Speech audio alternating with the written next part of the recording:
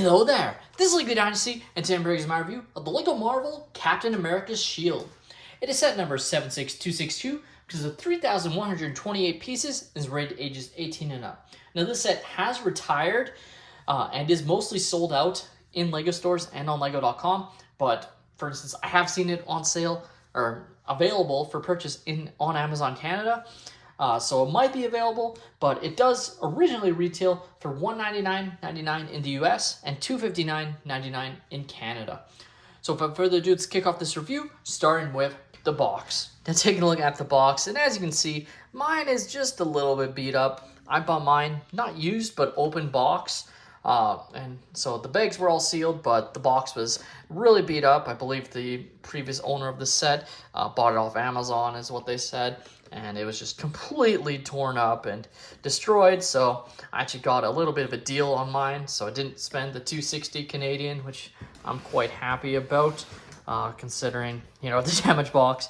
So definitely probably one of my worst condition boxes I have, because I do keep most of my boxes, and this one there just might not be any point to.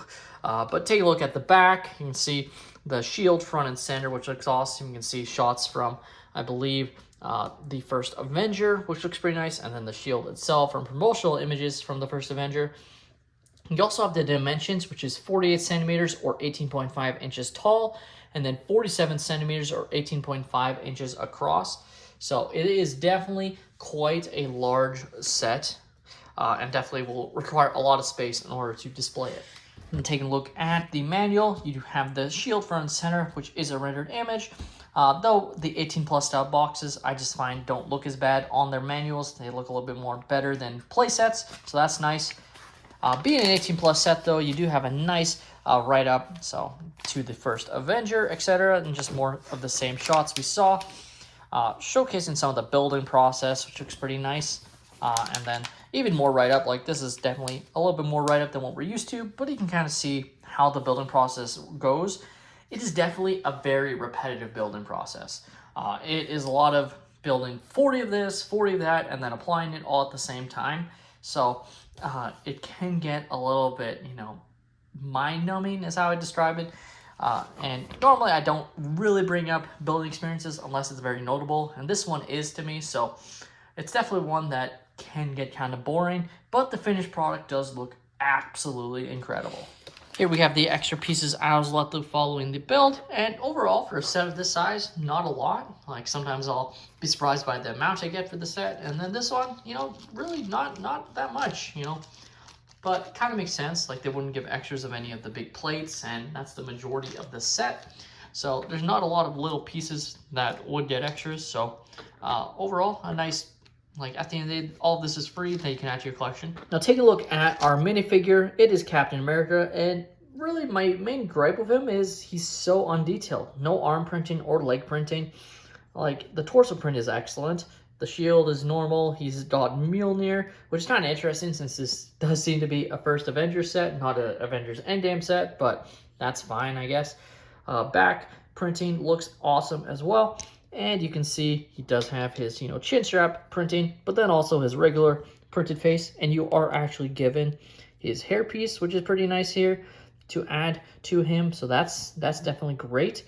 But overall, he's just, I don't know, I would have expected a little bit more detail on a figure like this at its cost. Like, would it really kill them to give him arm printing and leg printing in this set? They've done it before.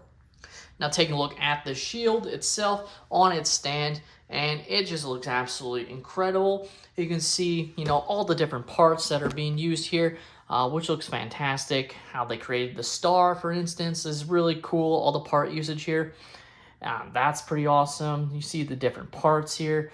A lot of the same ones, as you can tell, like a lot of the same, you know, plates and whatnot, just being used at different points. So that's what I mean by it being a little bit repetitive at times during the building process.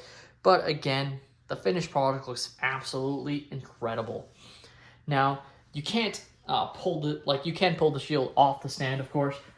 There is no like strap on the back for you to actually hold the set, though I'm sure someone could design it. But you can see the back having all the Technic in the back to keep the set together and the different parts here. Like, it looks really cool, I have to say. Very unique building process overall to get this cylinder shape.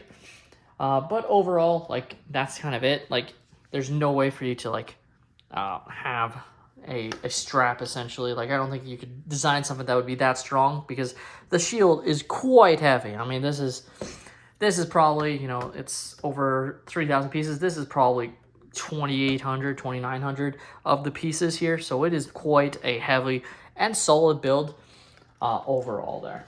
Now just take a look at the stand itself. You have the Infinity Saga Captain America. I almost wonder if I would have preferred just Lego Marvel, but it still works. The Infinity Saga there, or even Marvel Infinity Saga Captain America, something like that.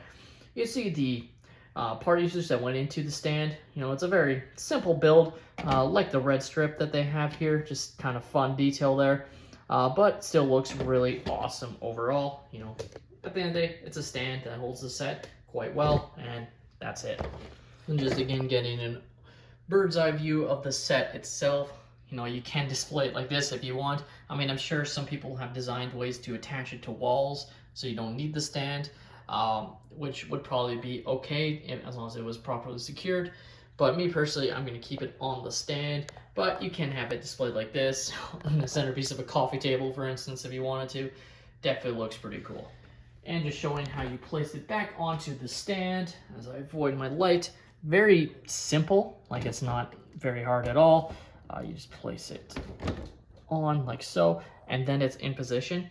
Now it's not like super secure or anything. It doesn't lock in place, but it works. And I'll just move the set around, and you can see like it's not moving. It's leaning back against the stand there, so I'm not worried about it tipping forward.